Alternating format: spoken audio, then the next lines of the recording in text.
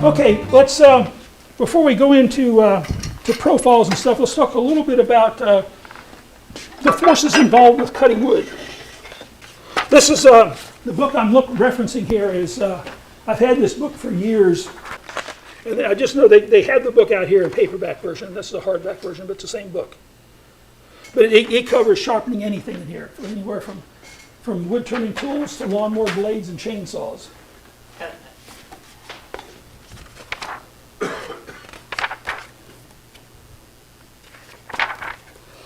Okay, down here, right here, Buzz. Okay, the forces involved with cutting wood is you got force 1 is the amount of force that you have to press on that in order to start penetrating the wood. And this R1 is resistance. That's the amount of resistance that the wood offers back to you to keep you from doing that. Well, until force 1 exceeds resistance 1, nothing happens. So you've got to have more force on the tool than what the wood has resistance in order to start penetrating the wood. And then when you start penetrating, since this is beveled, what it's doing is acting like a wedge, trying to, and these are wood fibers, it's trying to tear those wood fibers apart, trying to cut them, but really it's actually like a wedge and trying to pull the fibers up. Well, wood is not very elastic. So we got the force 2 and resistance 2 is the force of this wedge pushing the fibers up, and resistance 2 is the resistance of the wood keeping that from happening. So that's the forces involved with cutting end grain. And we look at over here then, Buzz, we have different directions through the wood offer different amounts of resistance. So the hardest to cut is cutting across end grain. And end grain cutting is about 2 or 3 times as much as what it is cutting with the grain. And cutting with the grain is about twice as much as what it is cutting across the grain. So here this is the end grain of the block here, and that's the end grain of the block here. So A is going across through the fibers that way, but that's end grain cutting, and this is just coming from a different direction, still end grain cutting. The B direction is cutting parallel to the grain, which is the next next hardest to do, and then C is cutting across the grain. It's the easiest to do. And you look at the numbers up here. This is, I can't remember who did this test, but you see this was KFG, which is some sort of kilogram force or something. But you can see it's 7.5 across end grain, 2.9 with the grain, and 1.65 across the grain. So you'll have different numbers with different species of wood, but the ratios between the two, or between the three, is going to be the same regardless of the species of the wood. So. Camera, so you can't see the numbers. There you go. So cut and when you're doing bowl turning, here this is my representation of what it looks like from the inside of a bowl. It's spinning around this way. So when you're cutting across here, you're cutting end grain, and when you get up here, you're cutting against the grain. Up here, you're cutting with the grain, or parallel to the grain. Grains are this way. And down here, you're cutting with the grain. You're going to get the smoothest cut there. And then this repeats going around. So you're getting thin grain cutting and parallel grain cutting when you're doing bowl turning. Over here, that represents a spindle where the grain is running, it's mounted on the lathe with the points here, and the grain is running this way. So on there, you're primarily dealing with cross grain cutting with spindle work.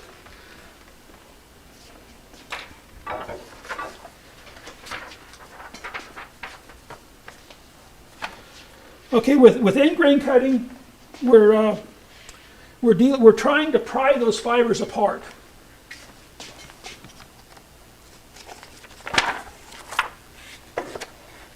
Go look on this side over here. So we're trying to pry the fibers apart. If we take a thick shaving, and what this represents here is this lines up here is the reaction or the effect on the wood of the tool trying to enter it. Well, if you're taking a thick shaving, that force is going to be not just applied to the fiber that you're hitting. It's going to be going deeper into the wood and affecting fibers deeper into the wood. because you're taking a deep cut.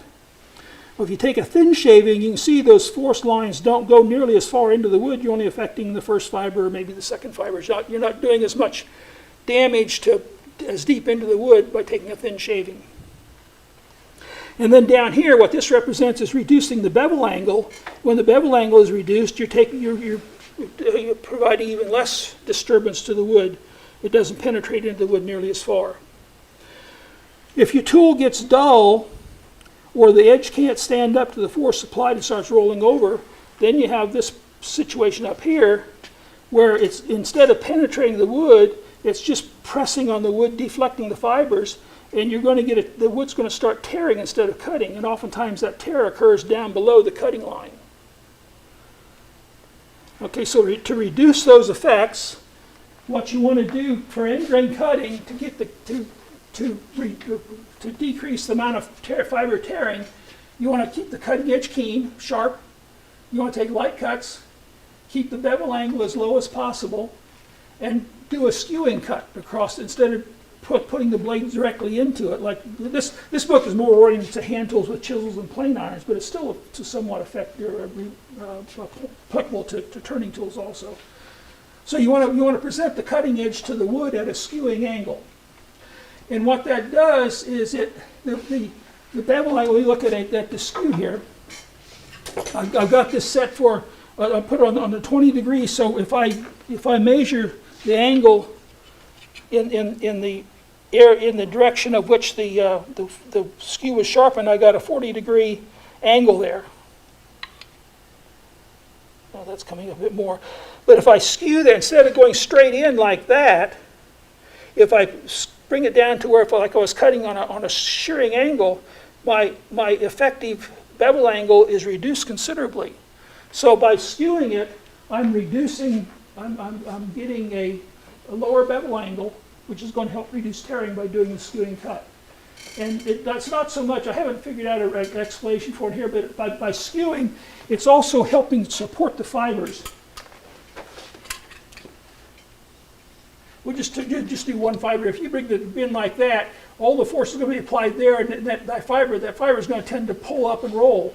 But if the direction of motion is this direction here, if I do a skewing angle instead, like that with my tool, it's going to start cutting in the wood here, and then it's going to start supporting that cut on both of the fibers on both sides of the cut. So as this approaches in farther, I'm going to get support on that fiber to keep it from pulling out.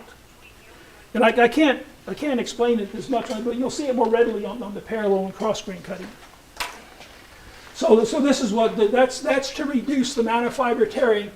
Those are the things that you can do to reduce the fiber tearing. Next thing is parallel grain cutting, where I'm cutting the wood fiber. So I'm cutting directly into the wood with, like, take an analogy of a plane. And the fibers are running in this direction here, and I'm in my plane or chisel is going here. I'm cutting into the fibers, and what that's going to be trying to do, that's still a wedge. It's going to be trying to split those fibers apart. And I think we've got.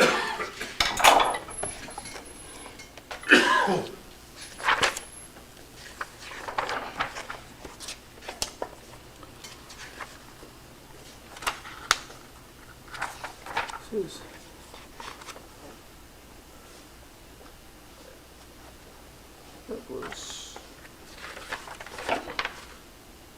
yeah, that's it with the grain there. You look down here. This is looking at the end of a board, and this is the fiber. You can see the grain lines are sort of coming up. Actually, they're not running completely parallel. The grain is running up, so we can see the top of the fiber there. So you can see more on this when you're doing the skewing cut. It's going to be trying to pull those fibers out. Well, as it progresses into there, with a skewing angle, it's going to help hold the fibers down to prevent them from being torn out. So we have most of the same things here. We got to keep the cutting edge clean, take lighter cuts, and use the skewing angle on the cutting edge. But you notice we don't have keep the bevel angle low. Well, the problem is the lower the bevel angle, the more the fibers are going to split. What you want them to do is when you're cutting parallel to the grain, you want those chips to break so that it doesn't lift the fibers up and split fibers out. It breaks the chips off. So this is a picture somebody had a high-speed camera. I think this was like some sort of rotary, like a planer, or I don't know if it was a planer or a router bit or whatever, but you see there's a fairly steep angle, and that was going with the grain. It's breaking those fibers off and not allowing them to lift up and tear. And it ended up with a pretty clean cut. This picture down here then, where the grain, you're going sort of against the grain, like you would be in this orientation here, where you're not cutting parallel to the grain, you're sort of going where the grain is running downward in this direction, and it starts pulling the fibers out and not breaking so much, and then you end up with a rough surface like that. So when you're cutting parallel with the grain, you need to have a bit steeper angle to break the chips instead of letting it lift the fibers out and tear them out. Okay, then cross grain cutting. And what cross grain cutting does is if you present that tool directly across the grain, that is 15.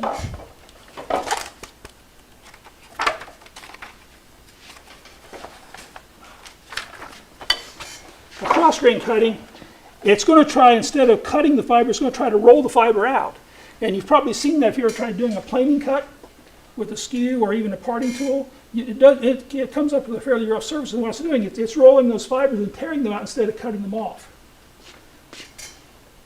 So again, we have the keep the edge sharp, take light cuts, low bevel angle, and skewing is really important there, because when you're skewing, you can see that when the angle is skewed, it's going to pierce that fiber, and it's going to help hold it down and keep it from rolling out. So there's a lot of benefits to doing it, other than, so why does a shearing cut give me a clean surface? Well, I've lowered the bevel angle. I've helped holding the fibers in place to keep them from tearing out or splitting. And another thing is, well, I'm getting ahead of myself. Yeah. Okay, so with these things here, you might think, well, all I need to do is make a lower bevel and just take a razor sharp edge. It's not going to, it's going to cut fine. Well, the problem is a razor sharp edge doesn't have the durability. As soon as you press that into the wood, that edge would roll up or fracture.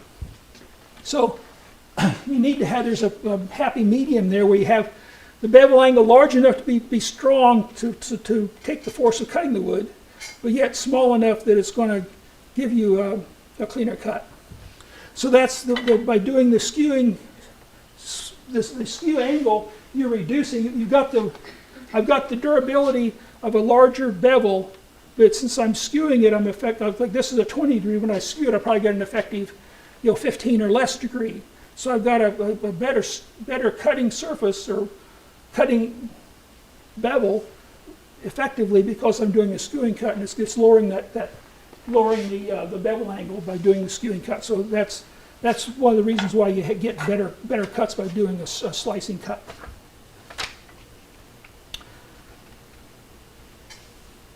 Okay, I've already covered that. For faceplate work, since we've got these higher forces with doing cross end grain cutting and parallel grain cutting against the grain, we need to have a more obtuse or larger bevel angle to withstand the forces.